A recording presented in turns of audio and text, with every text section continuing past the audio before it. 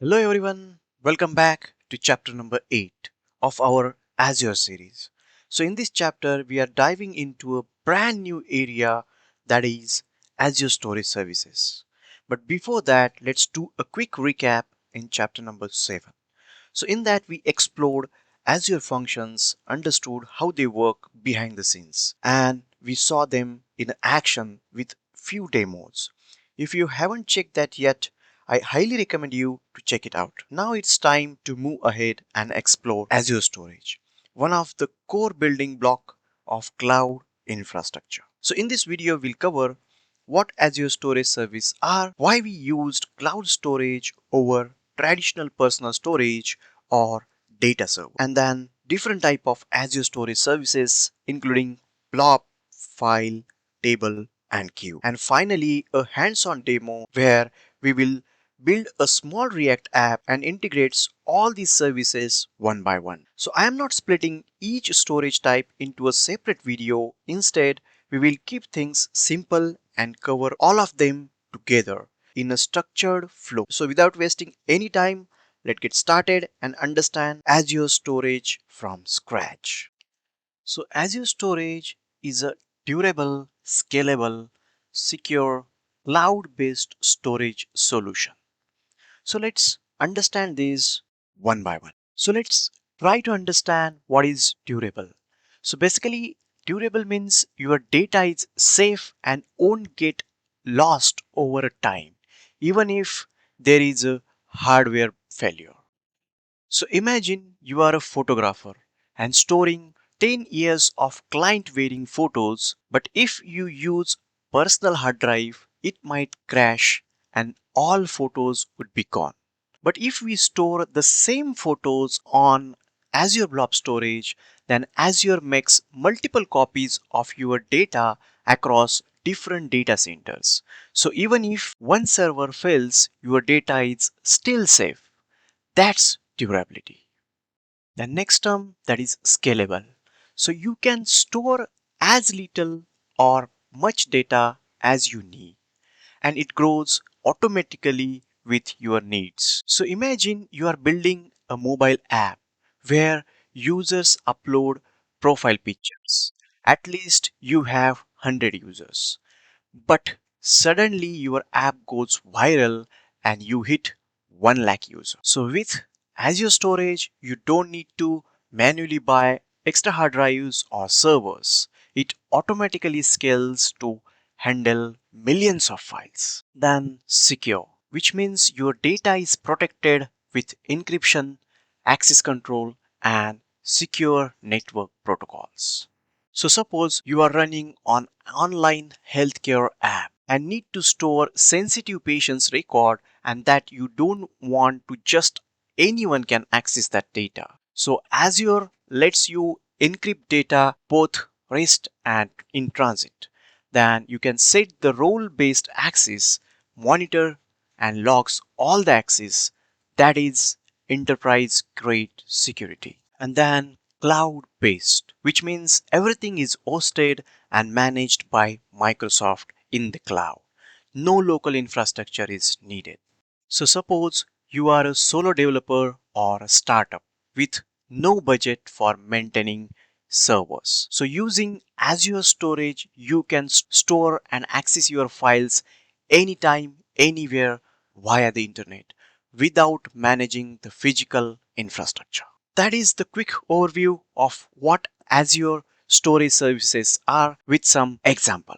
So let's understand why Azure Storage. Because Azure Storage is auto-scaling, highly available, and required no server maintenance. It offers geo-redundant backups for data protection and very cost-effective.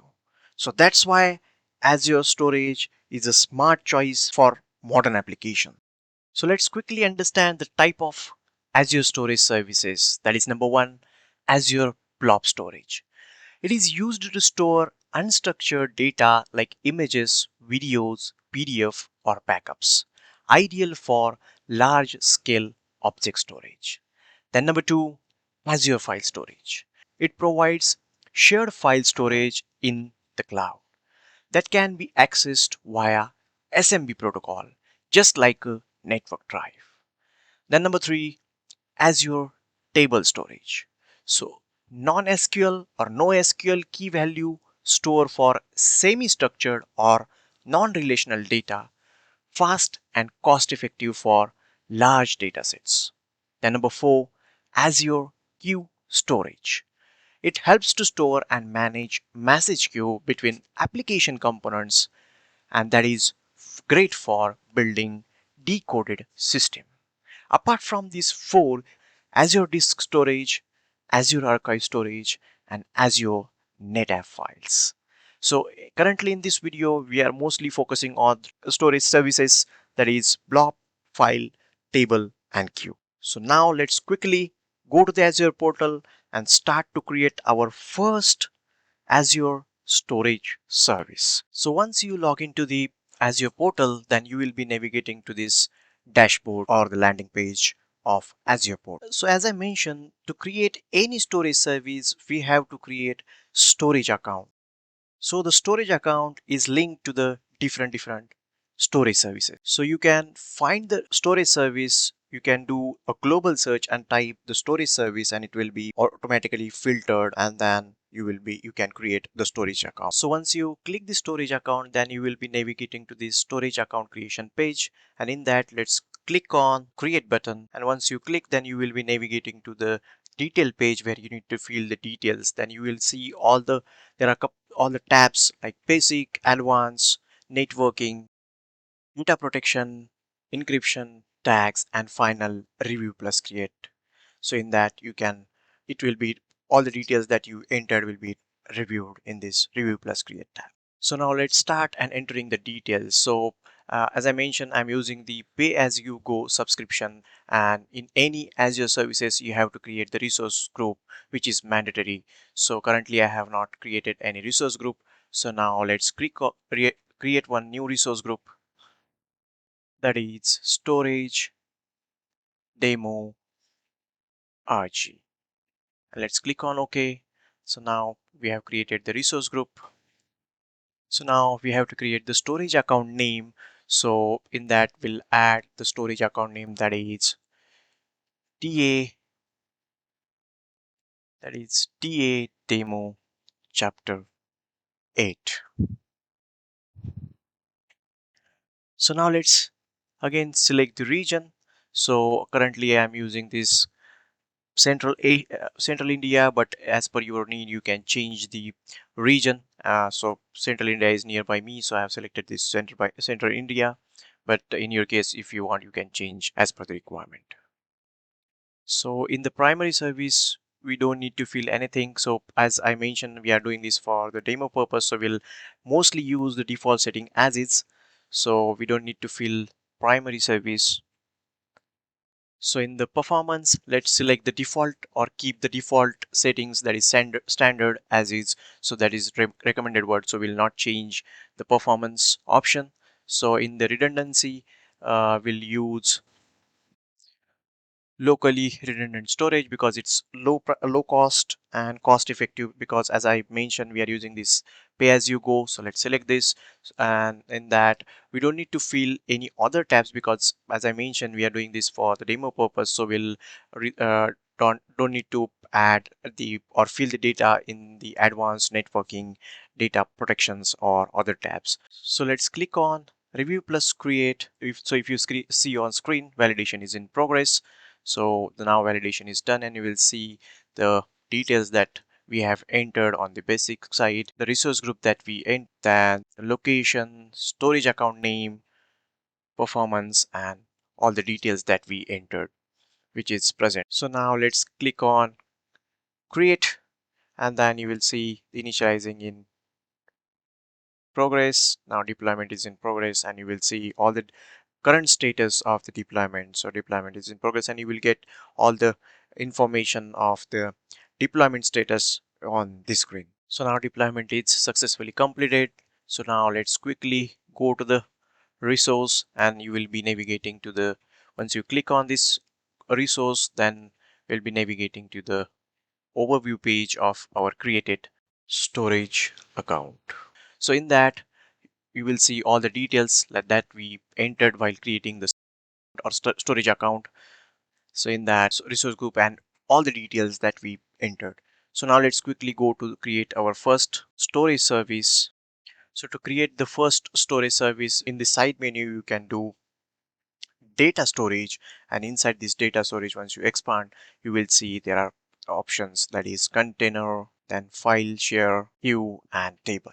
So let's click on the container. Once you click, you will be navigating to this container page, and in that you have to create the add container. So let's click on the add container, and then we have to enter the name for our blob service. So I will add the name, that is TA image, and then we don't need to add anything. So in the access level, we'll use the default one, and then we'll add the anonymous one, and in the advanced, we don't need to change any settings. So uh, let's simply click on create. So we have successfully created the storage container, and it then created container will be present or added in the list. So once you click on this list, you will be navigating to this blob detail page, and where you can add or upload the images, videos, or anything. So let's click on the upload, and in that you have to just upload the file, and then that uploaded file will be mapped to your blob storage service. So now let's upload one file. So let's click on upload, and then simply upload one file. So I have selected this icon, and then let's open, and then click on the upload, and you will see yep, successfully uploaded the blob, and which is present inside this blob storage service. So now let's close, and let's quickly go to the next, that is file share. And once you click on the file share, you will be again navigating to the detail page. So now let's click on plus button, and then you will be navigating to the again detail page, where we need to fill the details. So here we have to add again name for the file share, and in that I will add the name for that is my file share. And on the access tier, we don't need to change anything, so we'll use the default setting as is, and simply click on review plus create. Then it will be again validating, so validation is pass. So now let's click on create, then we'll see deployment is in progress. So now we have successfully created the my file share, and that created share file will be listed inside this. So once we click on this shared file, then we will be navigating to this detail page, where we will get all the details like resource group, regions, file share name, and many more. And in that there is one more point, that we can connect our file share to the multiple virtual machines. So with the help of this, there is one browser option, and in that you can simply connect to the different virtual machines. So here you can upload your images or files to share the virtual machines, or with the help of this simply connect button, dip, whatever be your virtual machines, it might be a Windows, Linux, Mac OS, you can connect. And with the help of this script, you can connect with your Mac OS virtual machine or any other virtual machine. Just copy the script and run it on the terminal and connect with through the virtual machine. So with the help of this connect feature, you can connect with your file share. So now let's quickly create the queue storage. So in that, let's click on add queue, and let's queue the name, that is TA demo queue. Let's click on OK, and then queue is successfully created, and which will be listed in this. So now let's click on this, and here you can add message. So by clicking this add message, and in that you will manually set or manually send the message, or you can integrate this message queues with your app, and automatically set the message or trigger the message using the functions, and this message will be triggered, and matches will be sent and received to the application. Now let's create the table storage. Let's click on add table, and we'll give the name, that is TA demo table, and let's click on OK. Then you will see this table is getting created. So now there is one more use case for the storage account, that is, or that's called is as storage browser. This is really a very good option.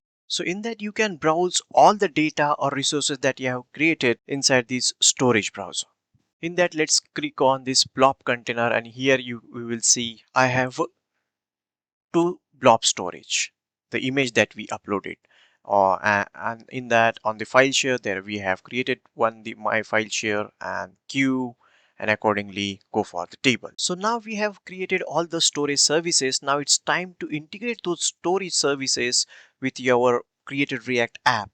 So what we'll do, we'll integrate those queue storage and the table storage. In that, from the front end side, we'll add one entries, and we'll try to see how the entries is getting added, and how to retrieve that data. And same with the queue message. We have already seen for the blob storage, we have uploaded one image, and that image will be presented in the blob storage.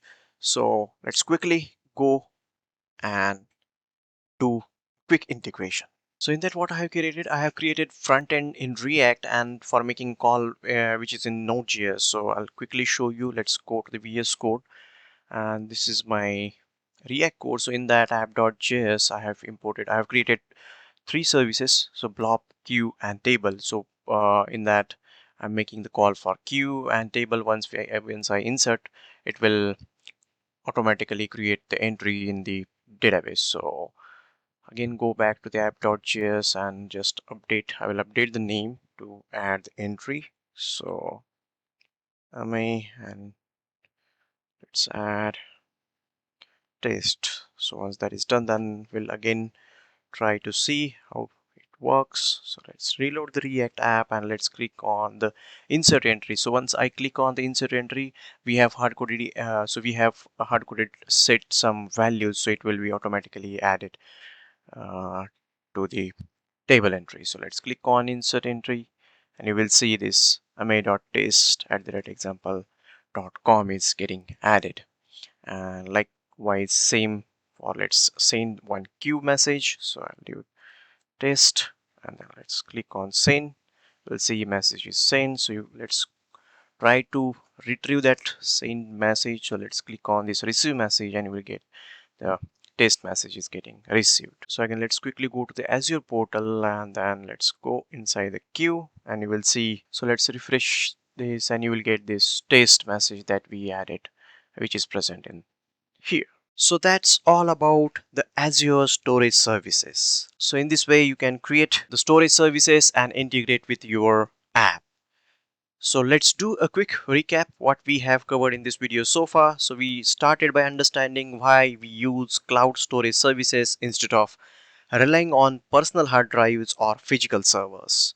Then we explore the different type of Azure storage service like blob, file, table, and queue, along with real-time use case. After that, we jump into the Azure portal, where we created the storage service one by one. First, we worked with blob storage, where we uploaded a file directly from the Azure portal and verify it was successfully listed. Then we integrated table storage and queue storage into a React app, where we inserted an entry and retrieved it for both the services, demonstrating a full end-to-end flow. So that's all. So if you found this video very helpful, then don't forget to like, share, and subscribe to support the channel. And as I always say, keep learning, happy coding, and have a great day.